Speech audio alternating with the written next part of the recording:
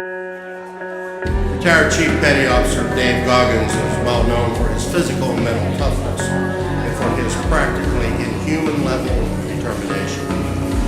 From barely passing his Navy SEAL physical screening test to becoming one of the world's best ultra-endurance athletes and the only person to complete Navy SEAL training, Army Ranger School, and Air Force Tactical Air Controller training, David routinely pushes his body to the limits. How was the heat for you? I didn't even notice it. Didn't notice it. He saw me, put me through the weight standard, all this other stuff, and to get into the class I had to lose 106 pounds in less than 3 months. So I was like, fuck that, I can't do that. I grabbed my chocolate milkshake and went back to Ecolab. I'm going back to work, man. This is my life. And I sat there and said, this is my life. I said, this is my life. You are exactly who the fuck, this is it. And I said, this ain't gonna be it for me. So in that restaurant, I quit my job, left my canister in that restaurant, my spray canister, got back in my Ecolab truck, and I went home. We're all being tested in life.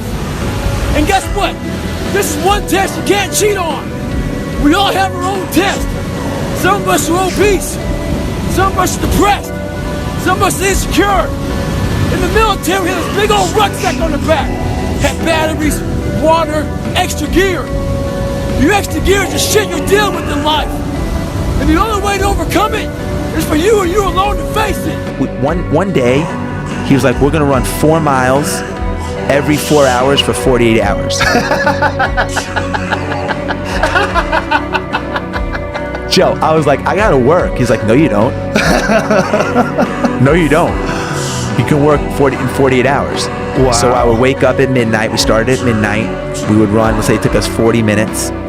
And then we would come back and we'd have, 3 hours and 20 minutes of rest. And the format of the race is, you run a mile, I run a mile, whatever team runs the most amount of miles wins the race. He had no teammates. That's how much I respect this man up here. I was reading about this man back in the day, so I'd like to thank the VFW very much for giving me this award. It means more to me than anything I've ever received in my entire life. I'd like to thank my grandfather, Sergeant Jack Gardner, who is now deceased. This would be the happiest day of his entire life. I'd like to thank my mom up here, who she's my pet lady star.